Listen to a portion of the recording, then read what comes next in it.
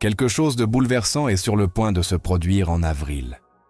Beaucoup le croient, et la Bible pourrait détenir la clé pour le comprendre. Dans Amos 3,7, nous lisons « Car le Seigneur l'Éternel ne fait rien sans révéler son secret à ses serviteurs, les prophètes. Cela nous révèle que Dieu avertit toujours son peuple avant que de grands événements ne surviennent. Alors, quels sont les signes bibliques qui pourraient pointer vers ce mois-ci? Sommes-nous à la veille d'un événement prophétique qui changera le cours du monde? Aujourd'hui, nous explorerons ce que les Écritures nous révèlent sur ce temps et comment nous devons nous préparer spirituellement. Ce n'est pas un hasard que vous soyez ici. Dieu veut que vous connaissiez son message. Êtes-vous prêt à découvrir ce qui pourrait être sur le point de s'accomplir?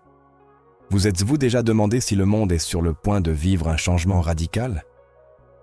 Tout au long de l'histoire, il y a eu des moments où tout semblait s'aligner pour marquer un avant et un après dans l'humanité.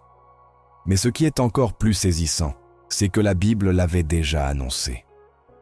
Dieu ne laisse rien au hasard, encore moins lorsqu'il s'agit du destin de sa création. Dans Amos 3,7, il est écrit « Car le Seigneur, l'Éternel, ne fait rien sans révéler son secret à ses serviteurs, les prophètes. » C'est la clé qui nous permet de comprendre que tout ce qui est sur le point de se produire a déjà été annoncé. Ce que beaucoup ne voient pas, c'est que les signes ont été sous nos yeux depuis toujours. Depuis les temps anciens, Dieu a utilisé ses prophètes pour avertir l'humanité des événements cruciaux, non pas parce qu'il veut que nous ayons peur, mais parce qu'il désire que nous soyons prêts. Quand Noé a construit l'arche, le déluge n'était pas encore visible à l'horizon.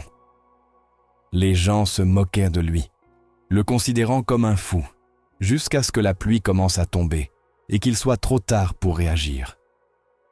Il en fut de même avec Lot à Sodome.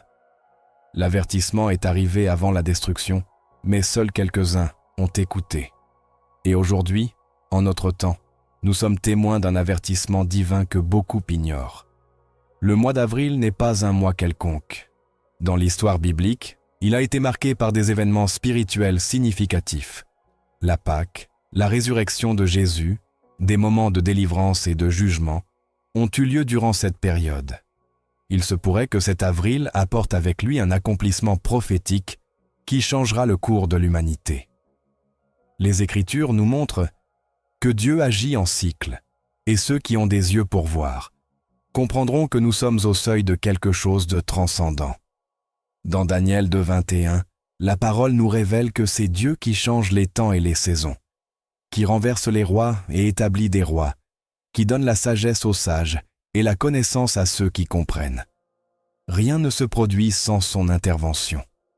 Les événements qui se déroulent à l'échelle mondiale ne sont pas une coïncidence.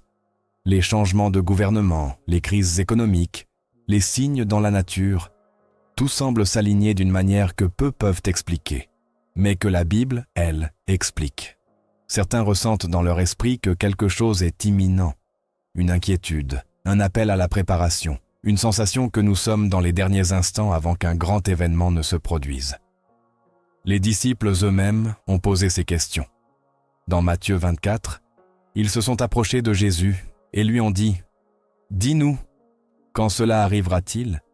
Et quel sera le signe de ton avènement et de la fin du siècle ?» Sa réponse fut claire. « Prenez garde que personne ne vous séduise, car plusieurs viendront en mon nom, disant « Je suis le Christ », et ils séduiront beaucoup de gens. Vous entendrez parler de guerres et de bruits de guerre. Prenez garde de ne pas vous troubler, car il faut que tout cela arrive, mais ce ne sera pas encore la fin. » Jésus nous a averti que les signes seraient là, mais que tous ne les reconnaîtraient pas. Il nous a exhortés à rester vigilants, à discerner les temps et à ne pas être surpris comme par un voleur dans la nuit. L'histoire nous montre que chaque fois que Dieu a parlé, il l'a fait avec un dessein. Avant la chute de Jérusalem en l'an 70, il y eut des signes. Avant le déluge, il y eut des avertissements. Avant la crucifixion de Christ, il y eut des prophéties détaillées sur ce qui allait arriver. Alors, qu'est-ce qui nous fait penser que ce serait différent aujourd'hui? La différence, c'est que maintenant, les signes ne sont pas confinés à un lieu ou à un événement isolé. Ils sont partout. Il y a quelque chose dans l'air qui nous indique que nous sommes à un tournant critique. Les gens le ressentent dans leur cœur, même ceux qui ne croient pas. L'incertitude est plus grande que jamais, l'instabilité est évidente, et les changements semblent s'accélérer chaque jour qui passe. Jésus a comparé ces temps aux douleurs de l'enfantement. Dans Matthieu 24, 8, il a dit « Tout cela ne sera que le commencement des douleurs ». Les douleurs de l'enfantement commencent graduellement, mais elles s'intensifient jusqu'à atteindre un point où la naissance est imminente. Cet avril pourrait-il être le moment où tout s'intensifie? Il y a des signes que nous ne pouvons ignorer. Dieu ne parle pas seulement à travers des prophéties écrites, mais aussi à travers les circonstances, les événements et la voix de son esprit dans ceux qui sont disposés à écouter. Tous ne comprendront pas cela immédiatement. Quand Dieu a parlé à Joseph en Égypte à travers les rêves de Pharaon, beaucoup n'ont pas compris le message, mais Joseph a su interpréter les signes. En conséquence, l'Égypte s'est préparée pour les années de famine, pendant que d'autres périssaient. La clé réside dans la préparation. Dieu n'avertit jamais en vain. Il ne s'agit pas de craindre ce qui vient, mais d'être prêt pour ce que Dieu est sur le point de faire. À l'époque de Noé, ceux qui ont ignoré l'avertissement se sont retrouvés submergés par les eaux. À l'époque de Moïse, ceux qui n'ont pas marqué leur porte avec le sang de l'agneau ont vu la destruction entrer dans leur foyer. L'histoire se répète, car Dieu est le même hier, aujourd'hui et éternellement. Certains pensent que ces avertissements ne sont que des spéculations, que tout continue comme toujours et que rien ne changera. Dans 2 Pierre 3, 3 à 4, il est écrit « Dans les derniers jours, il viendra des moqueurs qui marcheront selon leur propre convoitise et diront « Où est la promesse de son avènement? Car depuis que les pères sont morts, tout demeure comme depuis le commencement de la création. » Mais ce n'est pas parce que beaucoup l'ignorent que cela n'a pas lieu. La question n'est pas de savoir si Dieu avertit, mais si nous écoutons. Cet avril pourrait-il être un mois d'accomplissement prophétique? Voyons-nous des signes indiquant que quelque chose est sur le point de se produire? La seule manière d'en être certain est de nous accrocher à la parole, de chercher la direction dans la prière et de garder les yeux ouverts. Car lorsque Dieu parle, il le fait avec clarté, mais seuls ceux qui sont spirituellement éveillés pourront le comprendre. Jésus nous a laissé une instruction claire dans Luc 21, 28. « Quand ces choses commenceront à arriver, redressez-vous et levez la tête, car votre rédemption approche. » Ce n'est pas un message de peur, mais d'espérance. Nous ne sommes pas seuls dans cela. Dieu guide son peuple, prépare le chemin et nous appelle à être attentifs, car ce qui va arriver n'est pas une surprise pour ceux qui ont appris à lire les signes. Ce qui vient peut être bouleversant, mais cela ne doit pas nous prendre au dépourvu. Avril pourrait marquer un tournant dans l'histoire, et la question la plus importante est « Sommes-nous prêts ?» Depuis le commencement des temps, Dieu a utilisé les cieux comme un témoignage visible de sa puissance et de sa volonté. Dans Genèse 1,14, il a établi que les luminaires dans le firmament serviraient de signes, de saisons, de jours et d'années. Ils n'ont pas été créés uniquement pour donner de la lumière, mais comme des marqueurs d'événements importants dans son plan. Tout au long de l'histoire, des signes célestes ont précédé des moments de jugement, d'avertissement et d'accomplissement prophétique. En avril, des phénomènes astronomiques s'alignent, attirant l'attention de beaucoup. Mais la question est, s'agit-il de simples coïncidences ou font-ils partie du langage divin qui nous appelle à être attentifs? La Bible mentionne de nombreux cas où Dieu a utilisé les cieux pour parler à son peuple. Dans le livre de l'Exode, une obscurité dense a couvert l'Égypte comme l'une des plaies précédant la délivrance du peuple d'Israël. Dans l'évangile de Matthieu, une étoile a guidé les mages de l'Orient jusqu'au lieu de la naissance de Jésus. Le jour de la crucifixion, le soleil s'est obscurci et la terre a tremblé. Acte 2,19 renforce ce schéma avec une déclaration frappante.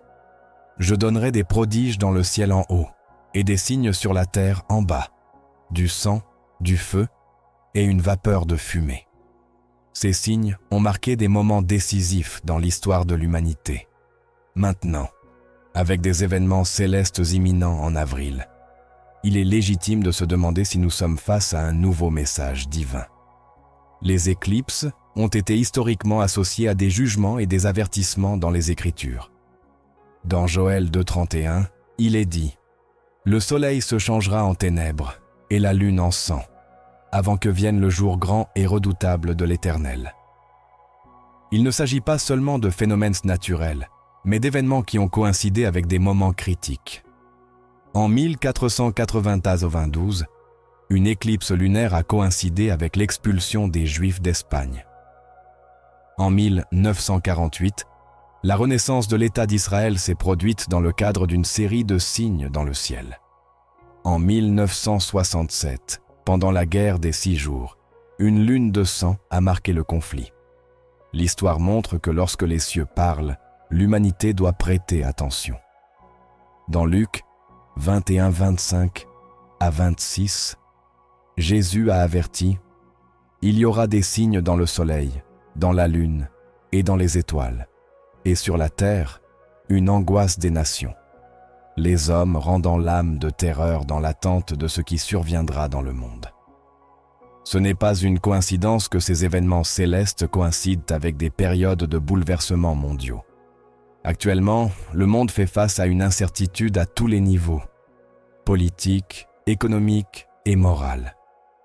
Les nations vacillent et l'inquiétude s'empare de millions de personnes. C'est dans ces moments que Dieu appelle son peuple à lever les yeux et à discerner les temps. Le livre de l'Apocalypse parle d'une série de jugements qui viendront sur la terre, dont beaucoup sont accompagnés de phénomènes astronomiques. Dans Apocalypse 6,12, il est décrit un grand tremblement de terre, le soleil devenant noir comme une toile de sac, et la lune se changeant en sang. Ces descriptions ne sont pas symboliques, mais des avertissements clairs que les cieux reflèteront ce qui se passe sur la terre. Il n'est pas surprenant que de plus en plus d'érudits bibliques observent les cieux à la recherche de signes. Les fêtes bibliques, établies par Dieu pour son peuple, ont également un lien avec les astres. La Pâque, qui commémore la délivrance d'Israël d'Égypte et le sacrifice de Christ sur la croix, est directement liée au cycle lunaire. La fête des tabernacles, qui pointe vers le royaume à venir de Dieu, est aussi connectée à la lune. Jésus a accompli prophétiquement les fêtes printanières lors de sa première venue. Dieu pourrait-il marquer à nouveau des événements futurs avec des signes dans les cieux? La Bible indique clairement que ceux qui cherchent des réponses dans les astres, dans un sens ésotérique, tombent dans l'idolâtrie. Mais elle montre aussi que Dieu lui-même utilise le firmament pour révéler sa volonté. Dans Nombre 24, 17, Balaam a prophétisé la venue du Messie en disant « Je le verrai, mais pas maintenant. Je le contemplerai, mais pas de près. Une étoile sortira de Jacob, un sceptre s'élèvera d'Israël. » L'étoile qui a guidé les mages lors de la naissance de Jésus n'était pas le fruit du hasard, mais un signe planifié depuis le commencement des temps. Si Dieu a utilisé le ciel pour annoncer la naissance de son Fils, s'il l'a obscurci à sa mort et a promis des signes astronomiques avant son retour, alors il est logique de prêter attention lorsque ces événements s'alignent avec des moments prophétiques. Avril apporte des phénomènes qui pourraient marquer le début d'une nouvelle étape dans l'histoire prophétique. Mais au-delà des événements eux-mêmes, ce qui compte, c'est leur signification spirituelle. Dans Matthieu 16, 2 à 3, Jésus a réprimandé les pharisiens parce qu'ils savaient à discerner le temps qu'il ferait, mais pas les temps dans lesquels ils vivaient. Il leur a dit « Le soir, vous dites, il fera beau, car le ciel est rouge. Et le matin, il y aura de l'orage aujourd'hui, car le ciel est rouge et nuageux. Hypocrite, vous savez distinguer l'aspect du ciel, mais les signes des temps, vous ne le pouvez pas. Ces paroles résonnent plus que jamais aujourd'hui. L'humanité s'est concentrée sur les avancées technologiques, les prévisions économiques et le devenir des nations, mais elle ignore les signes qui sont dans le ciel. Le problème n'est pas l'absence de signes, mais le manque de discernement spirituel. Dieu parle, mais tous n'écoutent pas. À l'époque de Noé, l'avertissement était clair, mais seuls 8 ont embarqué dans l'arche. À l'époque de Lot, la destruction de Sodome fut annoncée, mais seuls quelques-uns en réchappèrent vivants. Au jour de Jésus, les prophètes avaient prédit sa venue, mais la majorité ne l'a pas reconnu. Les Écritures disent dans Hébreux 12, 26 que Dieu fera trembler une fois encore non seulement la terre, mais aussi les cieux. La question n'est pas de savoir s'il parlera, mais si ceux qui prétendent le suivre sont prêts à écouter. En avril, beaucoup regarderont le ciel et ne verront qu'une éclipse, une conjonction planétaire ou un phénomène parmi d'autres. Mais ceux qui ont été instruits dans la parole sauront que Dieu ne fait rien sans l'annoncer d'abord. Les temps ne peuvent être ignorés. Les ténèbres ont grandi dans le monde, mais la lumière de la vérité continue de briller pour ceux qui sont prêts à la voir. Dieu appelle son peuple à ne pas rester indifférent. Comme les mages d'Orient ont lu les signes dans les cieux et ont cherché le Messie, aujourd'hui, il faut la même détermination pour reconnaître que les événements actuels ont un dessein divin. Le message des Écritures est clair. Veillez et priez. Dans les 1er Thessaloniciens 5, 4 à 6, Paul avertit « Mais vous, frères, vous n'êtes pas dans les ténèbres pour que ce jour vous surprenne comme un voleur. Vous êtes tous des fils de la lumière et des fils du jour. Nous ne sommes ni de la nuit ni des ténèbres. Ne dormons donc pas comme les autres, mais veillons et soyons sobres. » Avril pourrait être un mois clé. Les cieux ont parlé par le passé et la Bible nous dit qu'ils continueront de le faire à l'avenir. La décision d'y prêter attention ou de les ignorer revient à chacun. Mais pour ceux qui comprennent que Dieu révèle toujours ses plans avant d'agir, c'est un temps de vigilance, de recherche de sa direction et de préparation pour ce qui est à venir. Le monde entre dans une phase d'incertitude comme on en a rarement vu. Les guerres, les crises économiques et les conflits sociaux ne sont pas des faits isolés, mais des pièces d'un puzzle prophétique que la Bible a décrit des siècles à l'avance. Jésus a averti que dans les derniers temps, il y aurait des guerres et des rumeurs de guerre, et que l'humanité ferait face à des famines, des pestes et des tremblements de terre en divers lieux. Ces signes ne sont pas de simples événements dans le cours naturel de l'histoire. Ils sont un appel à l'éveil. Lorsque les disciples lui ont demandé quel serait le signe de son avènement et de la fin des temps, il a répondu que toutes ces choses seraient le commencement des douleurs. Ce qui se passe actuellement n'est pas la fin, mais le début de quelque chose qui va se déployer à une échelle plus grande. Dans le livre de l'Apocalypse, une série d'événements catastrophiques s'est mentionnée, qui ébranleront la terre avant le retour de Christ. Parmi eux, on parle d'un effondrement financier sans précédent, d'une crise alimentaire mondiale et d'une convulsion des nations. Aujourd'hui, l'économie mondiale chancelle, les systèmes financiers semblent au bord de l'effondrement et l'inflation grimpe en flèche dans de nombreux pays. Ce ne sont pas de simples fluctuations du marché, mais la manifestation d'un désordre annoncé à l'avance. Dans Proverbe 22, 7, l'Écriture avertit « Le riche domine sur les pauvres, et celui qui emprunte est l'esclave de celui qui prête. » Les dettes nationales ont atteint des niveaux jamais vus, et les gouvernements semblent incapables de trouver une solution. L'inégalité et le désespoir ont conduit à une augmentation de la violence et de la criminalité. Dans de nombreux endroits, les sociétés sont plus divisées que jamais. La Bible parle d'un temps où l'amour de beaucoup se refroidira et où la morale sera complètement pervertie. Ésaïe 5,20 met en garde contre ceux qui appelleront le mal bien et le bien mal, un reflet de ce qui se passe aujourd'hui. La corruption, l'immoralité et la perversion ont atteint des niveaux alarmants. Dans Romains 1er 28 à 32, une génération est décrite qui rejette Dieu et se livre à toutes sortes de péchés. L'humanité a franchi des limites autrefois impensables et la société a normalisé ce qui était auparavant condamné. Tout au long de l'histoire, chaque fois que la méchanceté a atteint son apogée, Dieu a apporté le jugement.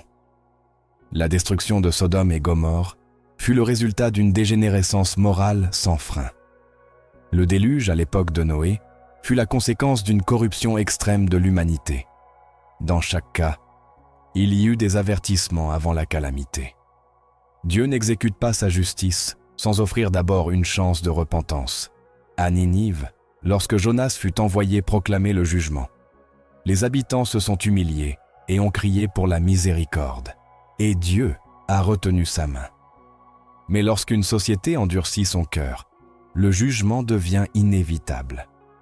La géopolitique mondiale s'aligne également de manière troublante avec les prophéties bibliques. Le livre d'Ézéchiel décrit un conflit impliquant des nations spécifiques dans une attaque contre Israël. Gog et Magog sont mentionnés, des noms qui, pendant des siècles, ont fait l'objet de spéculations. Aujourd'hui, beaucoup d'érudits croient que ces références désignent des alliances militaires qui se forment actuellement. Dans Zacharie 12, 2 à 3, il est prophétisé que Jérusalem sera une pierre pesante pour tous les peuples, une description exacte de l'attention qui entoure la nation d'Israël sur la scène mondiale. La Bible mentionne aussi l'émergence d'un gouvernement mondial qui imposera un contrôle sans précédent sur l'humanité. Dans Apocalypse 13, 16, 17, il est question d'un système où personne ne pourra acheter ni vendre sans une marque spécifique. Pendant des siècles, cela semblait impossible à mettre en œuvre, mais avec les avancées technologiques et la numérisation de l'économie, la voie vers un système de contrôle absolu est plus claire que jamais. Les nations adoptent des mesures qui restreignent la liberté individuelle au nom de la sécurité et du bien-être global, préparant le terrain pour la manifestation de ce qui fut prophétisé il y a plus de 2000 ans. Le déclin des valeurs a même touché l'Église. Jésus a averti que dans les derniers temps, il y aurait des faux prophètes et des enseignants qui séduiraient à beaucoup. Aujourd'hui, l'Évangile a été déformé dans de nombreuses congrégations. Au lieu de prêcher le repentir et la sainteté, on se concentre sur des messages de prospérité et de succès personnel. Dans 2 Timothée 4, 3, 4, il est dit qu'un temps viendra où les gens ne supporteront plus la saine doctrine, mais s'entoureront de maîtres qui leur diront ce qu'ils veulent entendre. La vérité a été remplacée par des discours visant à plaire aux masses plutôt qu'à les confronter à la réalité du péché. Pendant ce temps, la persécution contre la foi véritable s'intensifie. Dans de nombreuses régions du monde, les chrétiens font face à l'hostilité pour rester fermes dans les principes des Écritures. Jésus a dit dans Jean 15, 18, « Si le monde vous hait, sachez qu'il m'a haï avant vous. » L'opposition à la vérité de Dieu n'est pas nouvelle, mais ces dernières années, elle a cru à un rythme accéléré. Les valeurs chrétiennes sont attaquées et ridiculisées dans tous les domaines, et ceux qui défendent la vérité sont qualifiés d'intolérants et de fanatiques. L'ennemi sait que son temps est compté, et sa stratégie est de semer la confusion et la tromperie. Dans Apocalypse 12, 12, il est dit que le diable est descendu avec une grande colère, car il sait qu'il lui reste peu de temps. Par la distraction et la désinformation, il cherche à ce que beaucoup ignorent les signes sous leurs yeux. Son but est de détourner l'attention de ce qui est vraiment important et de pousser les gens à se focaliser sur le superficiel. C'est pourquoi tant de personnes sont piégées dans des divertissements vides, des soucis matériels et toutes sortes de distractions qui les éloignent de la vérité. Dieu appelle son peuple à se réveiller. Dans Éphésiens 5, 14, il est dit « Réveille-toi, toi qui dors, relève-toi d'entre les morts, et Christ t'éclairera. » C'est le moment d'être vigilant et de se préparer spirituellement. Jésus a averti dans Luc 21, 36 que nous devions veiller et prier pour être jugés dignes d'échapper aux choses cotates qui viendront. Ce n'est pas un temps d'indifférence ni d'apathie. C'est un temps de chercher Dieu de tout notre cœur et de s'assurer d'être sur le bon chemin. Les signes sont devant nous, et avril pourrait être un tournant dans l'histoire. Il ne s'agit pas de susciter la peur, mais de reconnaître la réalité des temps dans lesquels nous vivons. Les Écritures nous donnent de l'espoir, mais elles nous appellent aussi à l'action.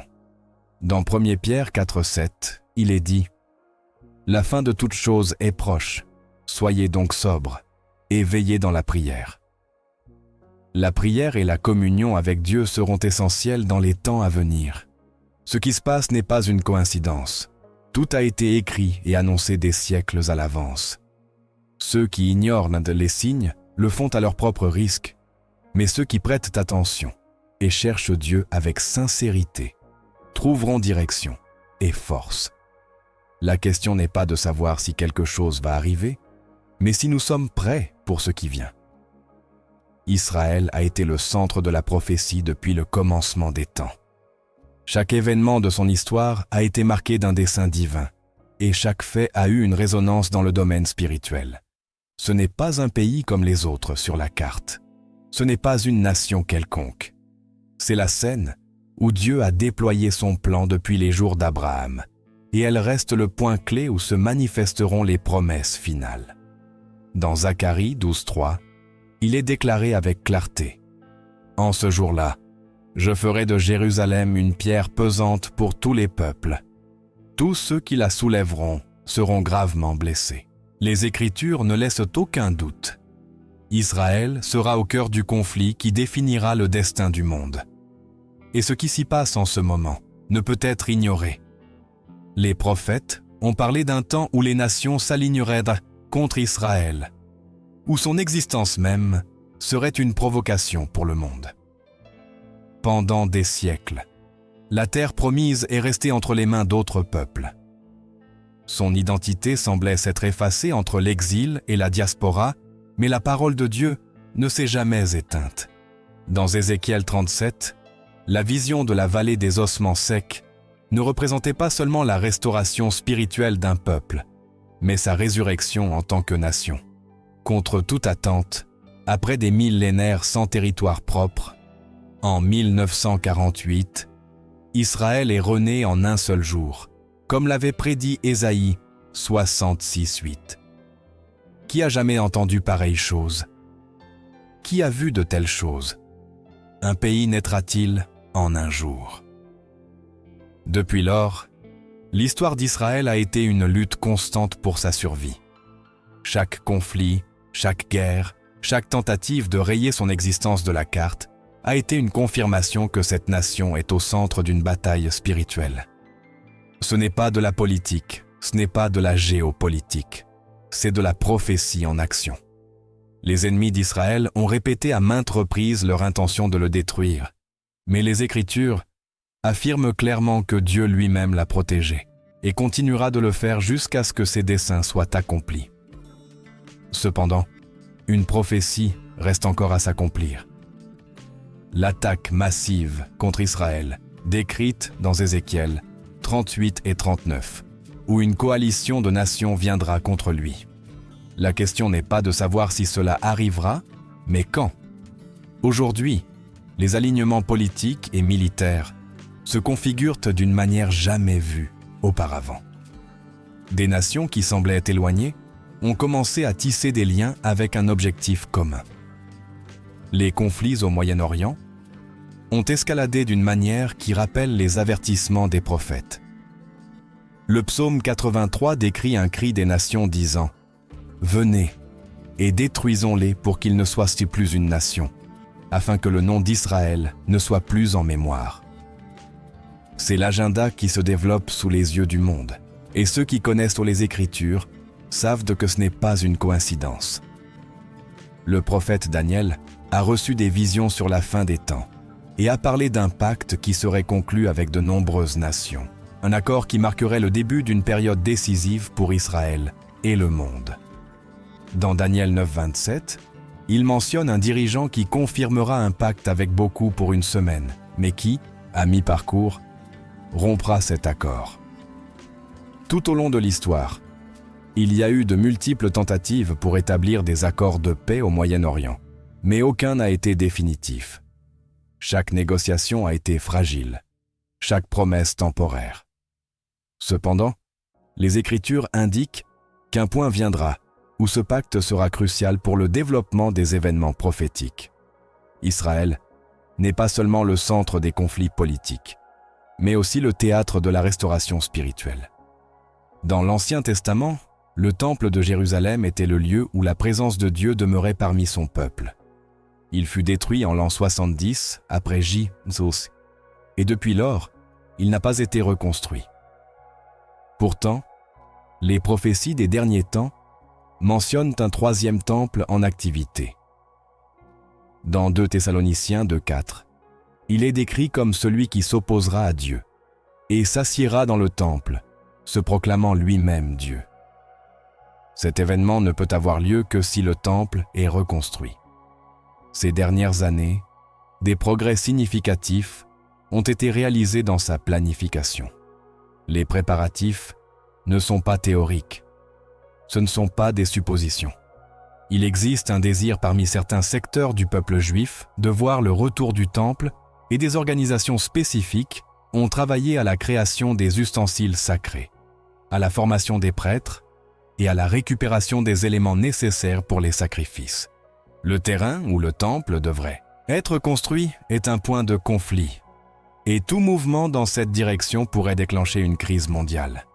Malgré cela, l'insistance sur la nécessité de restaurer le temple ne cesse de croître. Les événements en Israël ne peuvent être analysés uniquement sous une perspective humaine. La prophétie est en marche, et l'horloge divine continue d'avancer. Jésus a mentionné la figue comme symbole d'Israël et a dit dans Matthieu 24, 32 à 34 que lorsque cet arbre bourgeonnerait, la génération qui verrait cet événement ne passerait pas avant que tout ne s'accomplisse. Israël a fleuri après son retour, a prospéré contre toute logique et a résisté contre tous les pronostics. L'accomplissement des prophéties liées à cette nation est un rappel que Dieu n'a pas oublié ses promesses. Ce qui se passe en ce moment est plus qu'un conflit politique. C'est la manifestation de ce qui fut écrit il y a des siècles. L'hostilité envers Israël n'est pas fortuite. L'opposition à son existence n'est pas une simple question géopolitique. C'est une bataille spirituelle.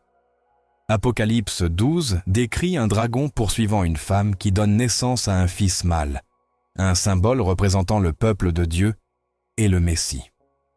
Cet esprit d'opposition a été présent tout au long de l'histoire, cherchant à contrecarrer les plans divins. Le monde observe les événements en Israël avec incertitude. Mais ceux qui comprennent les Écritures voient clairement ce qui se passe. Les prophètes ont parlé de jours où Jérusalem serait un point de conflit mondial. Et aujourd'hui, cela se manifeste avec plus d'intensité que jamais. Les Écritures nous appellent à rester vigilants, à ne pas être indifférents à ce qui se déroule.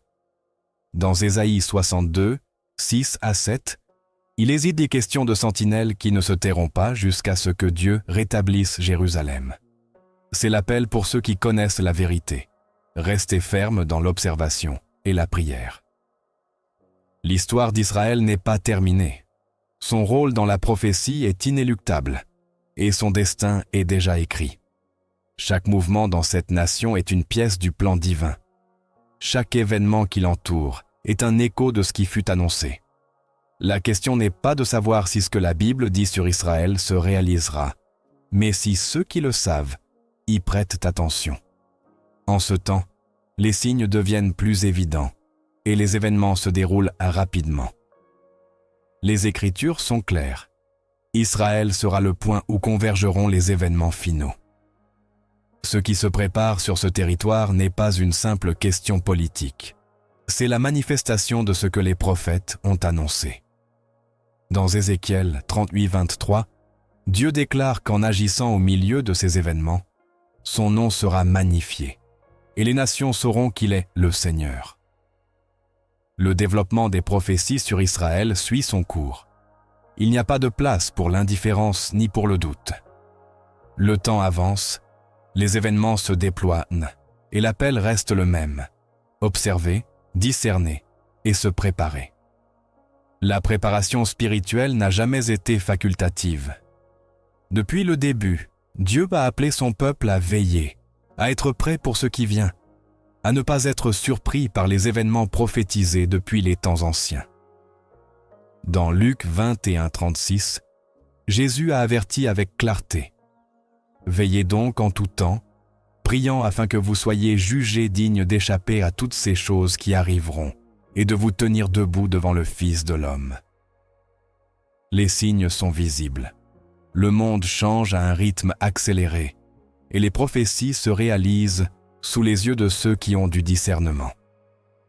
Les Écritures montrent qu'avant chaque événement majeur, Dieu a suscité des voix d'avertissement pour préparer son peuple. Noé a reçu l'ordre de construire l'arche avant le déluge. Joseph a interprété les rêves de Pharaon avant les 7 années de famine. Jean-Baptiste a annoncé la venue de Christ avant son ministère. Dieu n'agit pas sans révéler son plan à ceux qui sont attentifs. Dans Amos 3:7, il est écrit « Car le Seigneur, l'Éternel, ne fait rien sans révéler son secret à ses serviteurs, les prophètes. » L'avertissement a été donné, les signes ont été exposés, et la responsabilité de se préparer incombe désormais à chacun. L'appel à la préparation n'est pas seulement un avertissement, c'est une instruction claire qui se répète tout au long des Écritures.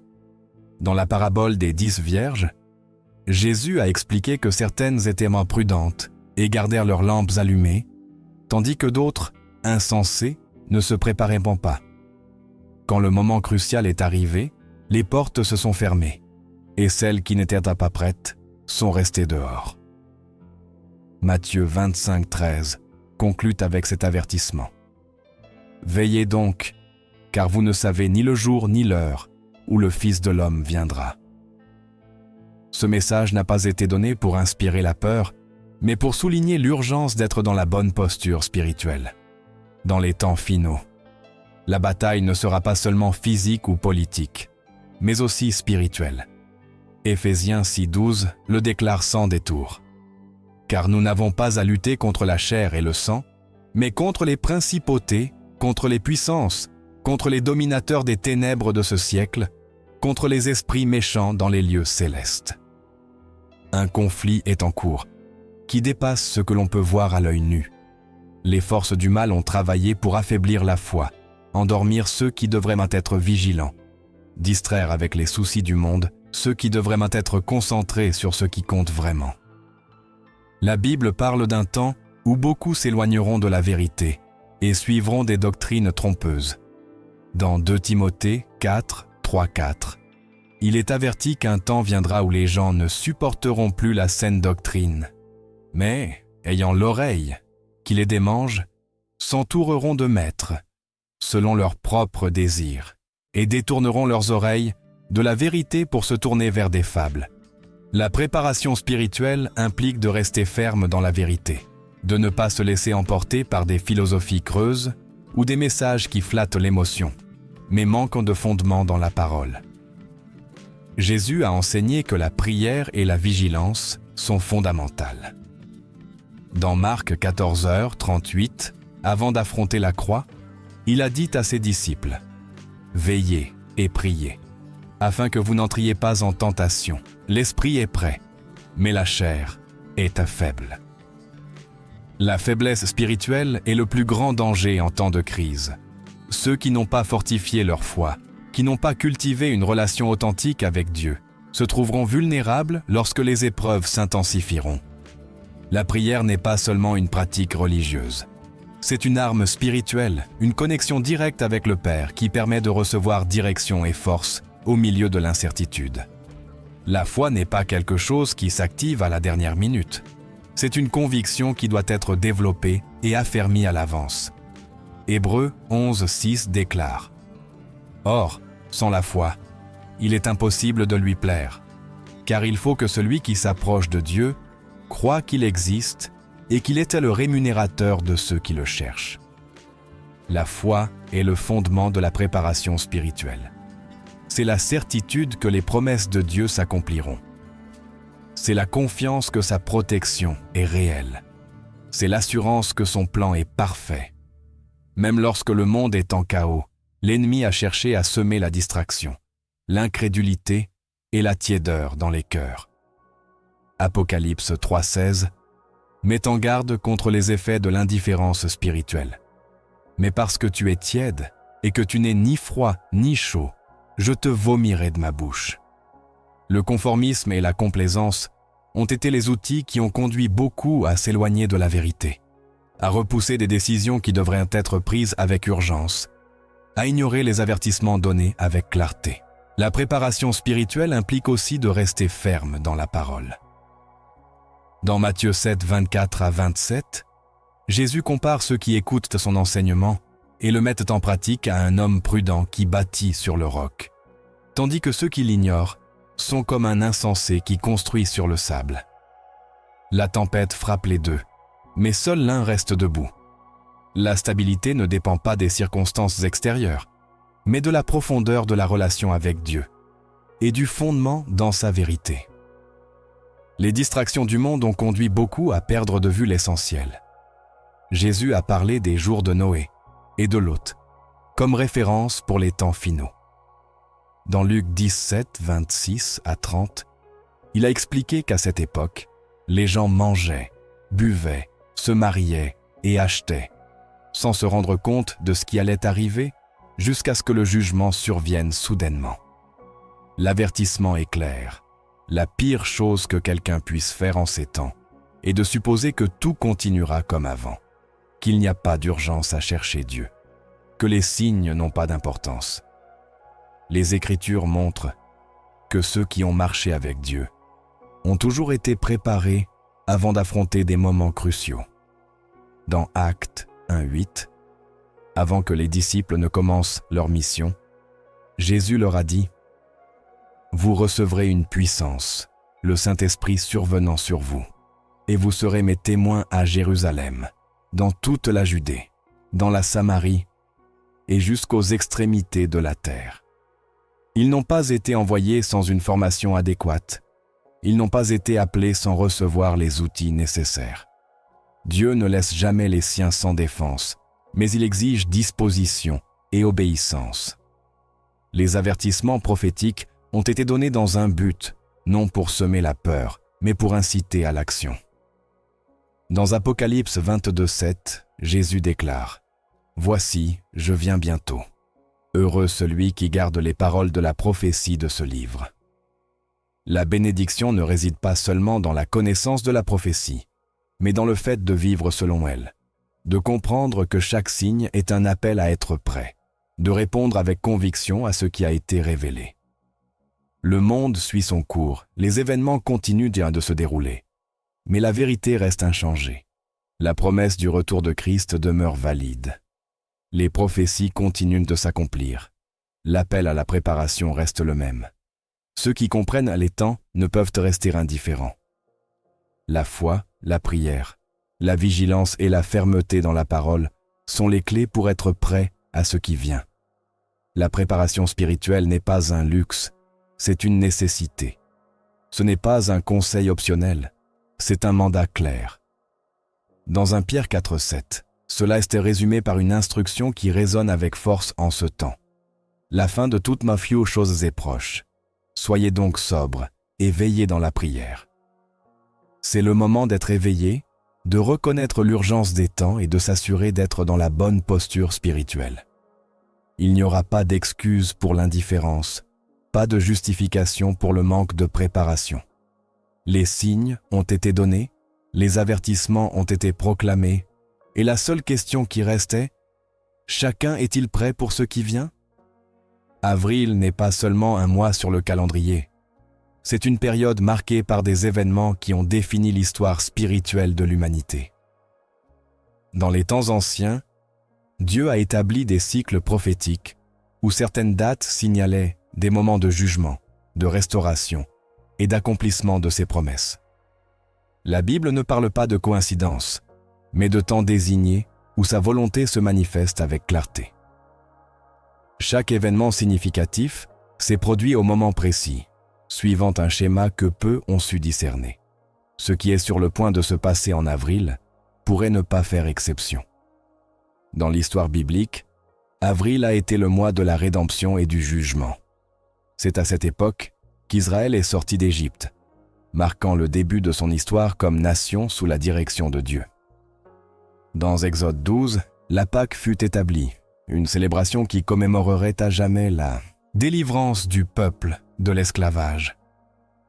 Le sang de l'agneau sur les linteaux des portes n'a pas seulement sauvé les premiers-nés de la mort, mais a aussi préfiguré un sacrifice plus grand qui viendrait des siècles plus tard. En ce même mois, Jésus fut crucifié comme l'agneau de Dieu, qui ôte le péché du monde. Son sacrifice coïncida avec la Pâque juive, accomplissant la prophétie selon laquelle le Messie donnerait sa vie pour le salut de l'humanité. La Bible montre que Dieu agit selon des schémas, répétant des principes spirituels à des moments précis. Tout comme avril a été un temps de délivrance et de jugement par le passé, il pourrait aussi être le théâtre de nouveaux événements qui façonneront le destin des nations. Il ne s'agit pas seulement de se souvenir des événements historiques, mais de comprendre que Dieu continue d'opérer selon son calendrier prophétique. Dans Lévitique 23, les fêtes solennelles sont établies, chacune avec un dessein et une signification spirituelle profonde. La Pâque, les pains sans levain et les prémices n'ont pas été fixés au hasard, mais comme des ombres de réalités plus grandes qui se manifesteraient dans l'avenir. La résurrection de Jésus a également eu lieu à cette période, marquant le triomphe définitif sur la mort. Dans 1 Corinthiens 15-20, il est déclaré que Christ est les prémices de ceux qui sont morts, montrant que sa résurrection n'était pas un événement isolé, mais le début d'un nouvel ordre dans le plan de Dieu. Avril a été le mois où la puissance de la rédemption s'est manifestée avec le plus d'intensité, où ce qui semblait perdu a été restauré, où le jugement a été exécuté et le salut offert. Les prophètes ont parlé d'un temps où Dieu secourait à nouveau la terre et les cieux. Dans Agé 2:6-7, il est écrit « Encore un peu de temps, et je ferai trembler les cieux et la terre, la mer et le sol sec. Je ferai trembler toutes les nations. » Ces secousses ne sont pas seulement physiques, mais aussi spirituelles. Quand Dieu intervient, rien ne reste pareil. Chaque fois que l'histoire a atteint un tournant, des signes l'ont précédé. Les Écritures montrent que ceux qui ont été attentifs au temps ont su discerner le moment où Dieu agissait. Le temps de Noé fut une période d'avertissement. Pendant des années, le message fut clair, mais la majorité l'ignora jusqu'à ce qu'il soit trop tard. Dans Matthieu 24, 37-39, Jésus a comparé les derniers temps aux jours de Noé, où les gens continuaient leur vie quotidienne sans se rendre compte que le jugement approchait. L'histoire se répète, et aujourd'hui, malgré des signes évidents, beaucoup continuent de ne pas prêter attention à ce qui est sur le point d'arriver.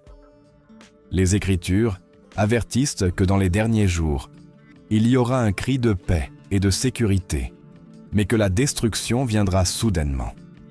Dans les 1 Thessaloniciens 5:3, il est déclaré « Quand ils diront « paix et sécurité », alors une destruction soudaine viendra sur eux, comme les douleurs sur la femme enceinte, et ils n'échapperont pas. » Ce message n'est pas une menace, mais un rappel que la confiance dans les systèmes humains est fragile. La véritable sécurité ne se trouve qu'en Dieu. Le livre de Daniel parle d'un temps où la connaissance augmentera et où beaucoup courront çà et là en quête de réponses. Daniel 12:4. Une période d'accélération et de transformation. La technologie a progressé à un rythme sans précédent. L'information se répand instantanément.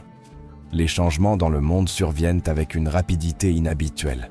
Tout cela correspond à la description d'un temps où les événements précipiteront leur accomplissement final. Jésus a dit qu'il y aurait des signes dans le ciel, sur la terre et parmi les nations. Dans Luc 21, 25 à 26, il est mentionné qu'il y aura une angoisse des nations. Les hommes rendant l'âme de terreur dans l'attente de ce qui surviendra dans le monde. La peur a augmenté. L'incertitude s'est emparée de millions de personnes. Et la sensation que quelque chose de grande et sur le point de se produire, devient de plus en plus évidente. La prophétie n'a pas été donnée pour provoquer le désespoir, mais pour avertir et préparer. Dans Apocalypse 3:10, une promesse est faite à ceux qui ont gardé la parole avec patience. Parce que tu as gardé la parole de ma patience, moi aussi je te garderai de l'heure de l'épreuve, qui doit venir sur le monde entier. Dieu ne laisse pas sans protection ceux qui sont restés fidèles. Ce n'est pas un temps de peur, mais de fermeté. Le retour de Christ a été annoncé comme un événement qui surprendra beaucoup, mais qui ne devrait pas surprendre ceux qui ont veillé. Dans les 1er Thessaloniciens 5, 4 à 6, il est dit « Mais vous, frères, vous n'êtes pas dans les ténèbres pour que ce jour vous surprenne comme un voleur. Vous êtes tous des fils de la lumière et des fils du jour. Nous ne sommes ni de la nuit, ni des ténèbres. Ne dormons donc pas comme les autres, mais veillons et soyons sobres. Les temps ont été signalés avec clarté, les avertissements ont été proclamés, et les signes ont été déployés. Avril s'inscrit dans un cadre prophétique qui ne peut être ignoré. Il ne s'agit pas de prédire des dates, ni de tomber dans des spéculations, mais de reconnaître que le schéma divin se manifeste une fois encore. Les Écritures d'Aphal révèlent que Dieu a toujours agi dans les temps établis, et ceux qui ont prêté attention ont su interpréter les événements avec sagesse. Le message reste le même. Être vigilant, veiller, ne pas être indifférent à ce qui se passe. Dans Hébreux 10:37, il nous est rappelé « Encore un peu de temps, et celui qui doit venir viendra, et il ne tardera pas. » Le temps avance, les pièces se déplacent, et l'accomplissement de la prophétie est en marche. La décision reste entre les mains de chacun. Ignorer les avertissements ou prêter attention à ce que Dieu révèle. Le monde suit son cours, mais le dessein de Dieu demeure inébranlable. Avril peut être un point de transition, un temps marqué par des événements qui définiront ce qui vient. Les Écritures ont montré que Dieu ne laisse pas son peuple sans direction. La question est de savoir si ceux qui connaissent en sa parole sont prêts à la voir avec clarté. Le temps de l'attente est terminé. Les signes sont déployés, les avertissements ont été donnés, et la prophétie s'ouvre devant nos yeux, comme un parchemin dont les sceaux commencent à se briser. Rien de ce qui se passe dans le monde n'est le fruit du hasard. Rien de ce qui approche n'est inconnu pour ceux qui ont prêté attention à la parole.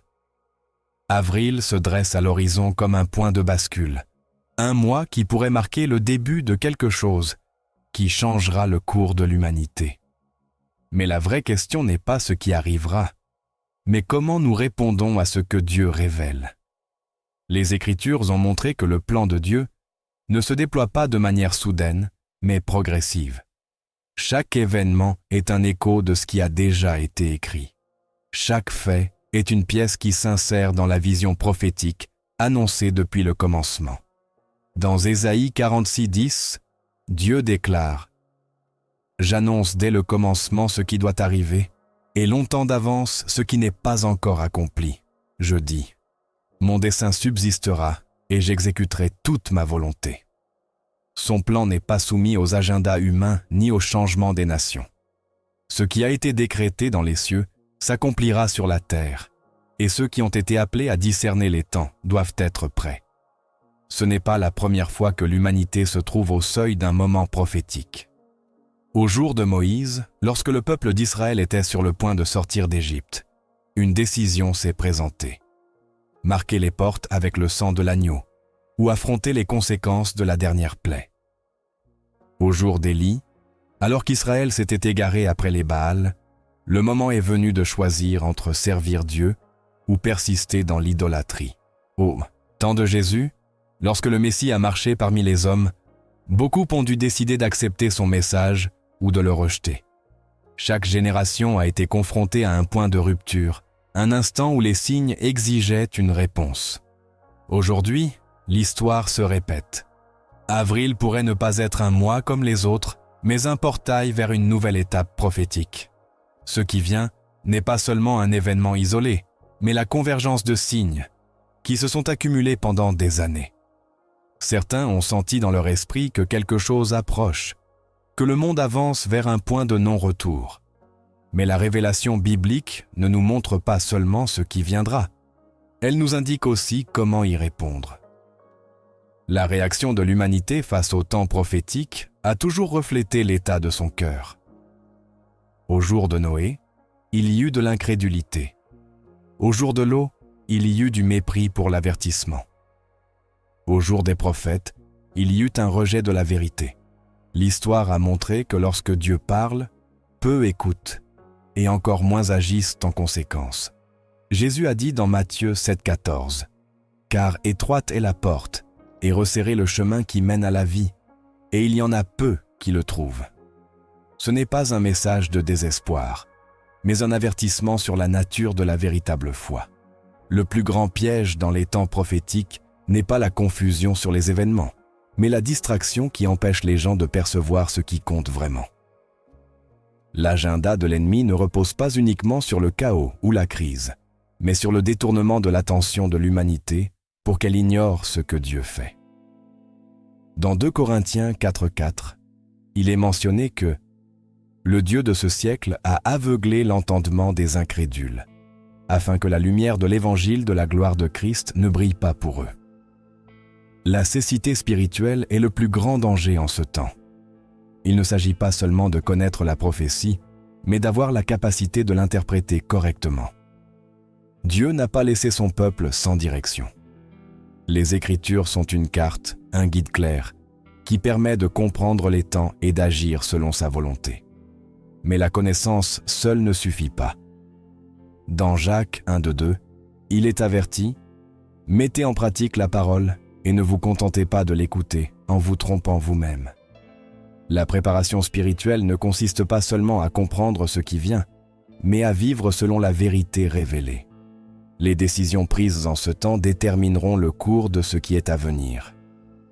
Ce n'est pas un hasard que les Écritures insistent autant sur la vigilance, la prière et la fermeté dans la foi. Dieu n'appelle pas à la passivité, mais à l'action.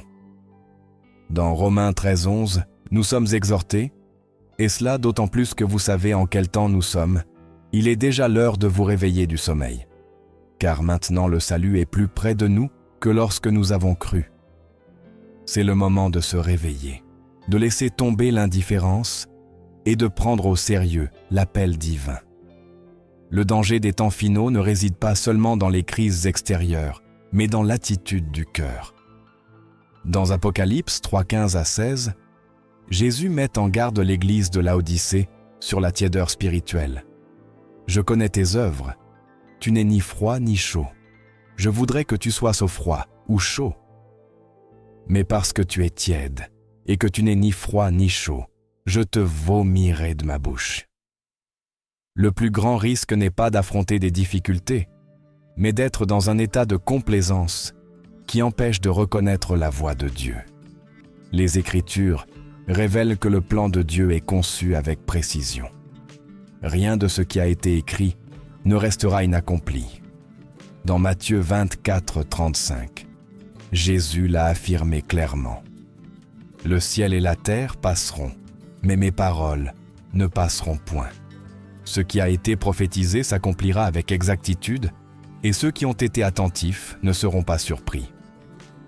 Avril se teint, présente comme un point de bascule, une opportunité de reconnaître que l'histoire avance vers l'accomplissement de ce qui a été écrit. Il ne s'agit pas seulement d'observer les événements, mais de comprendre que Dieu permet que les signes soient visibles pour que son peuple ne marche pas dans les ténèbres. Dans Jean 8,12, Jésus a déclaré « Je suis la lumière du monde.